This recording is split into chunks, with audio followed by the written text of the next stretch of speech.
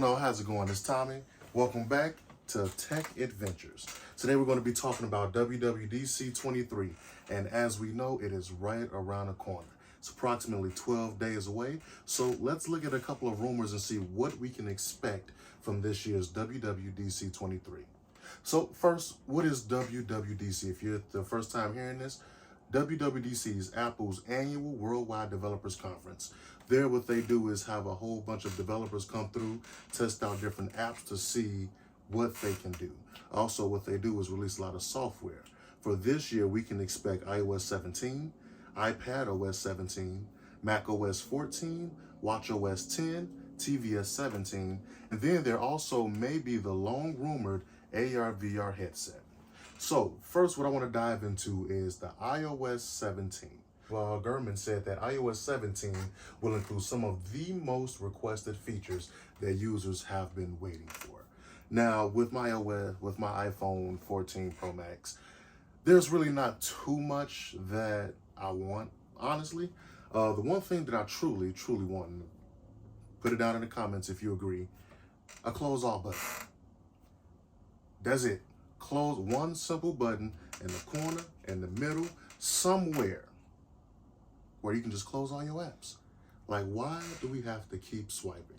You know, but a lot of things that they're focusing on here that is rumored is the control center. It said that there will be major changes to the built-in control center. According to Mark Rumors, he says that the control center is expected to be one of the more prominent changes, more so dealing with the UI, the customization, but we haven't really seen too much, so we kind of have to wait to the event to see what they're talking about.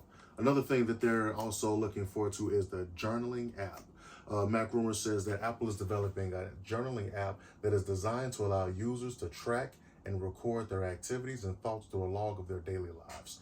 So for a lot of people who do a lot of vlogging, this look like this will come in handy perfectly to kind of see how what your typical day in the life will be like. So this is something I'm truly looking forward to see. The dynamic island.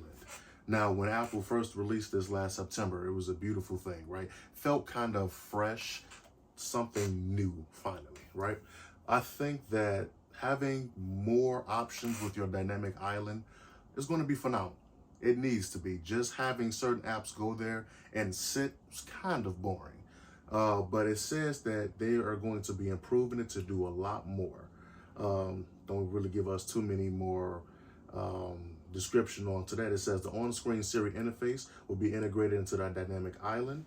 When making a pop-up, Siri will be less intrusive. So I guess that'd be cool to just float into that dynamic island like anything else. Active widgets is another thing. It says Apple is testing active widgets for the home screen and the today view of the iPhone. A lot of this stuff is all rumors, of course. Once June 5th comes, then we'll kind of get a full glimpse of everything that they have to offer. But I would say for me, my most wish list for iOS 17, like I said, it's not much stuff that they can add to help improve it. I think it's great now. It has a lot of things it's very user-friendly, right? But I will say, alongside the close all button, I would say they can probably add the feature to be able to move your apps wherever you want. I know it sounds like an Android feature, but it makes sense to move your apps wherever you want it. Like, have it so that you can have a blank page and all you can see is your wallpaper. That'll look dope. A lot of people have wonderful, beautiful wallpapers. These phones take beautiful photos. You want to show that photo, right? So why not just have it where you can have a screen dedicated to seeing your full wallpaper? Other than that, I can't think of too much other things that I would personally need as far as iOS 17. I think they do a phenomenal job with it now.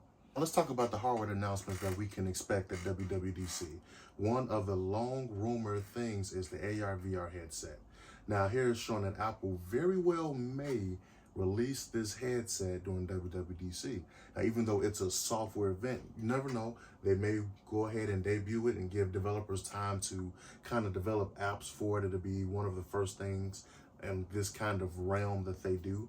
So they may want to do it so that they can have time so that the developers can design the apps and experiences that they need ahead of the launch. Some things that is highlighted in here, it shows that both augmented and virtual reality capabilities with the option to switch modes with a digital crown like control knob. So very much so like the Apple Watch crown. This one is very intuitive. So to kind of see that get switched back and forth, kind of be cool to see. External battery pack worn at the waist. Not sure how safe that is. However, it's rumored that's what it's going to be. But if anything, we know Apple will find a fancy way to wear this around your waist, and you'll see everybody walking around looking like a cyborg. The next one, it says, is going to be lightweight, comfortable, designed with Apple Watch-like band and mesh against the face. So if you have any of the Apple Watches, you know that they have very comfortable mesh bands. So how that will feel on your face, I'm pretty sure it should be comfortable. It will have to be light enough so that it wouldn't irritate you. There's an option for prescription lenses, so if you got a problem seeing, you're included. The next one, 4K micro OLED display. So it's going to be a very sharp, powerful display. Looking forward to see that. It's going to come with Apple silicon chip, the same that's used in the Mac. So of course it's going to be very capable. There pretty much won't be anything that you can't throw at it that it can't handle. There's going to be a new operating system. It's going to be called XROS.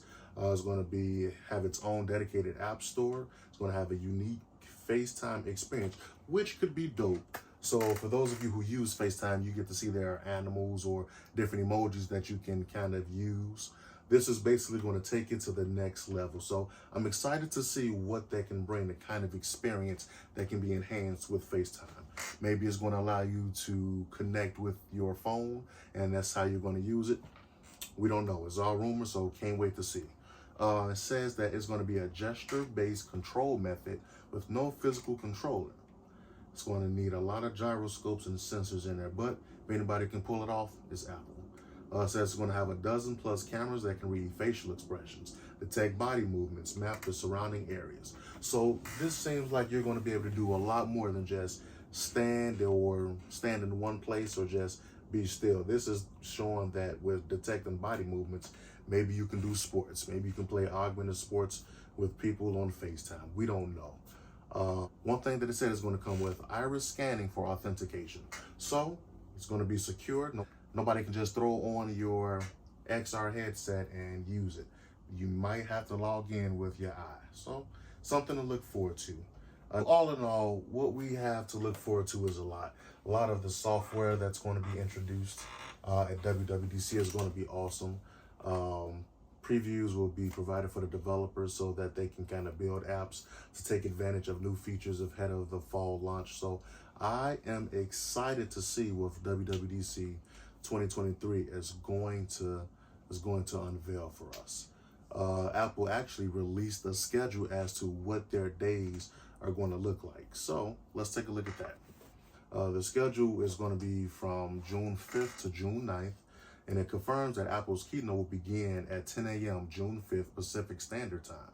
And with the company expected to announce iOS 17 and the other software that we were just mentioning, and could possibly be a 15-inch MacBook Air. We don't know. But the keynote will be followed by the platform State of the Union on June 5th at 1:30 p.m. Pacific Time. This video is essentially Apple's developer-focused keynote, providing an overview of the new tools, technologies across all of Apple's platforms. So the full schedule they have for June 5th, 10 a.m. is going to be the keynote. June 5th, 1:30 p.m. they have the platform State of the Union. And still on that same day, June 5th, they're going to have the Apple Design Awards, which is going to be at 6:30 also Pacific Time. So here we see they have a full day packed with things.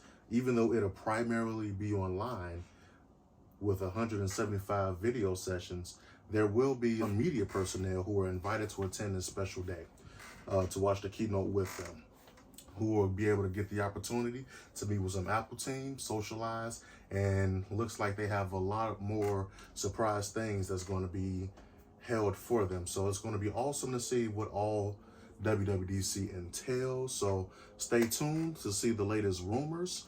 No doubt everyone is excited to see what is going to be happening next with Apple software. So if you guys want to see any more videos related to this, please leave a comment down below. Hit the bell icon, subscribe so that you do not miss any updated news. Until the next time, thanks for joining. Until the next adventure, take care.